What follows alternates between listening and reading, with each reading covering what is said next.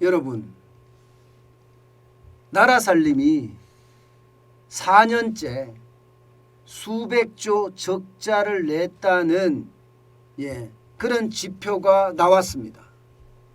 여러분 이거 한번 보세요. 2019년에 통합재정수지입니다. 통합재정수지는요, 쉽게 말하면 4대 연금까지 포함이 돼, 4대 연금이 아니라 4대 보험까지 다 포함이 돼서, 연기금이 다 포함이 돼서 이게 계산되는 재정수지입니다. 관리재정수지는 나라 살림의 순지표를 말하는 거고요. 통합재정수지는 연금이나 기금도 보험도 포함이 됩니다. 일반적으로 말입니다. 이 통합재정수지는요, 적자가 잘 안 나요. 왜냐하면 여러분도 내는 국민연금이나 건강보험이나 계속 적립금이 쌓여가잖아요. 그죠? 적립금이.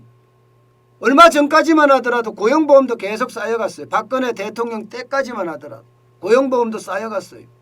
다른 보험들도 계속 쌓여가기 때문에 쌓여가는 쪽이 많아서 통합재정수지가 적자가 나는 경우가 진짜 잘 없습니다. 그런데 문재인 정부 들어와서 수백조 적자가 난 거예요. 수백조. 자, 2019년 12조 적자 났습니다. 2020년에는 71조 2천억 원이 적자 났어요. 2021년에는 22조 4천억 원이 적자 났고요. 2022년 지금 올해입니다. 올해 68조 1천억 원이 현재까지는 적자입니다. 현재까지는. 이거를 다 더하면요, 얼마쯤 될까요? 170조가 넘습니다. 170조가. 결국은 수백조 적자가 난다는 이야기예요. 문제는 여러분, 문제는 이 다음 지표입니다. 이 지표 한번 보세요. 앞서도 제가 말씀드렸다시피 박근혜 정부 때도 흑자. 흑자잖아요. 그죠? 2015년 2천억 적자가 난 이후로 그거 외에는 다 흑자입니다. 심지어 2018년에는 31조 2천억까지 흑자가 날 정도로 통합재정수지가 굉장히 좋았어요. 그런데 문재인 정부 들어와서 뿌리기 시작한 게 2017년 대통령이 되고 나서 2018년 쉽게 생각하면 더불어민주당이 공영 여당이 되고 나서 2020년에 되나 2020년에 지금 그리고 나서 이게 대통령이 되고 나서 계속 뿌리기 시작했다는 거예요. 뿌려도 너무 많이 뿌리죠. 너무 많이 뿌립니다. 이렇게 뿌리면 나라 살림이 어떻게 될까요? 나라 살림이 솔직히 제가 이렇게 표현을 했잖아요. 4년 만에 망쳤다는 표현까지 썼는데요. 이게 망쳤다는 표현이 어울리지 않습니다. 어울리지 않아요. 이거보다는 더 심각한 용어가 더 어울릴 것 같은데 제가 그나마 순화해서 썼다고 이야기합니다. 순화해서. 그 정도로 말입니다. 지금 나라 살림은 그 어느 때보다 어려워진다는 이야기예요. 여러분, IMF 때도요, 3년간 적자가 나고 말았어요. 3년간 적자. IMF 때도요. IMF 때도 3년간 적자가 나고 말았습니다. 규모도 여러분 굉장히 적어요. IMF 때 3년간 적자가 났다고 하지만 6조 9천억 원입니다. 6조 9천억 원. 그리고 금융위기 때도 17조 6천억 원이에요. 17조 6천억 원. 그런데 2020년 코로나19 위기 때는 71조 2천억 원입니다. 71조 2천. 3년간 다 합치면 전체가 170조가 넘고요.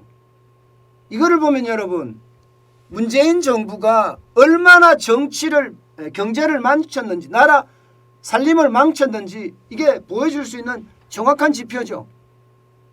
보여줄 수 있는 정확한 지표예요. 이게 여러분, 돈을 쓸 때는요, 무지막지하게 뿌린다고 이게 돈이 쓰는 게 아닙니다.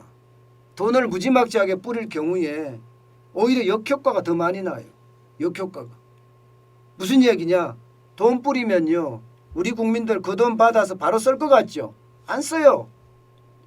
우리 국민들은요, 굉장히 영악합니다. 경제가 불안한 와중에 돈을 준다고 바로 쓴다고요? 쓴 돈은요 30% 조금 넘어요. 나머지 거의 70% 가까이는요, 우리 국민들은 전부 다 장롱에 집어넣든지 은행에 저금하든지 아니면 주식에 투자하든지 아니면 집 사는데 보태든지 이렇게 했습니다. 불안하니까 안 쓰는 겁니다. 그러면 어떻게 돼요? 사실 돈 푸는 것은요, 경제를 부양시키기 위해서, 경기를 더 올리기 위해서 돈을 푸는데 돈을 안 쓰니 결국은 나라 재정은 나라 재정대로 무너지고 경제 활성화는 경제 활성화대로 안 되는 겁니다. 게다가 돈을 너무 많이 풀으니까 시중에서 문제가 물가가 상승하잖아요. 쉽게 말하면 돈이 휴지 조각이 되잖아요. 돈이 휴지 조각이 지금 되고 있어요. 1년에 말입니다. 적어도 10% 이상의 저는 돈의 가치가 떨어지고 있다고 생각을 합니다. 이미. 이 정도면 여러분, 문재인 정부가 경제를 얼마나 모른다는 거 그냥 짐작할 수 있겠죠. 돈 주면 다 좋아한다고 생각해요. 돈 주면. 절대 경제는요, 돈 주면 다 되는 게 아니거든요. 돈을 너무 많이 줘도 안 되고요. 돈을 너무 적게 줘도 안 됩니다.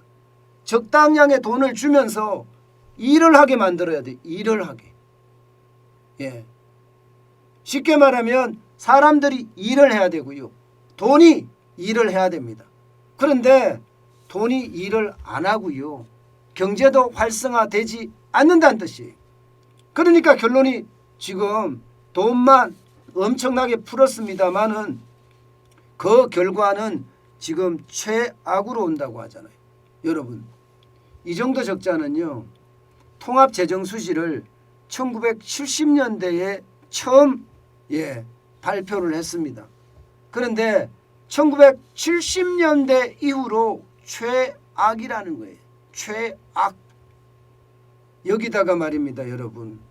더 심각한 거는 이 그래프를 토대로 말씀을 드리면 통합재정수지의 적자 비율이 말입니다.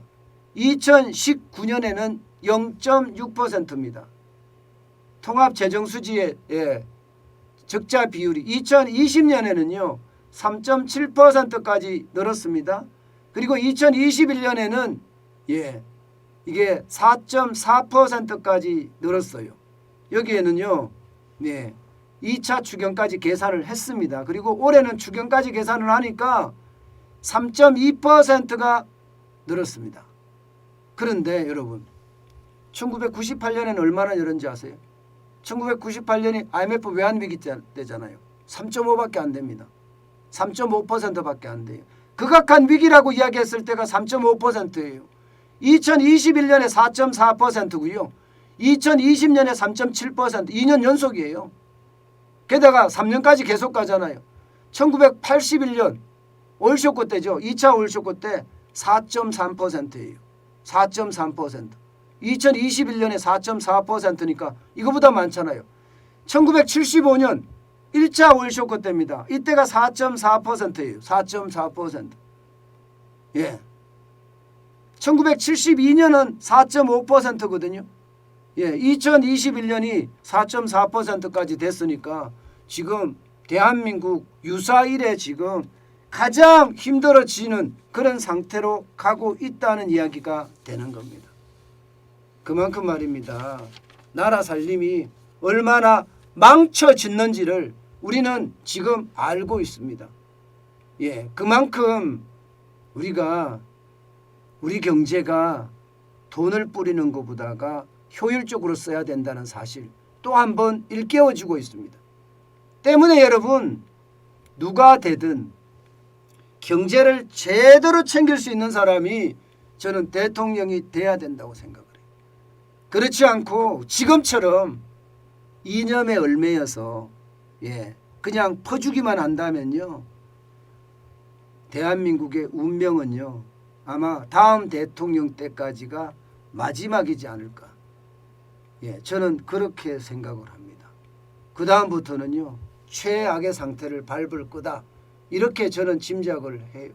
그만큼 말입니다. 어려워지고 있다는 이야기입니다. 나라 경제 그 어느 때보다 안타깝습니다.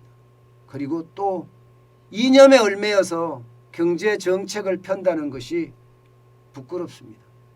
제가 부끄럽다는 이야기가 전 세계 어디에도요 선진국 아니라 개발도상국도요.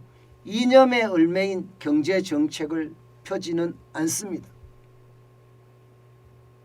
자타가 선진국이라고 이야기하는 대한민국에서 이념에 의해서 퍼주기가 이렇게 횡행한다는 것은요. 부끄러운 일입니다. 너무나 부끄러운 일입니다.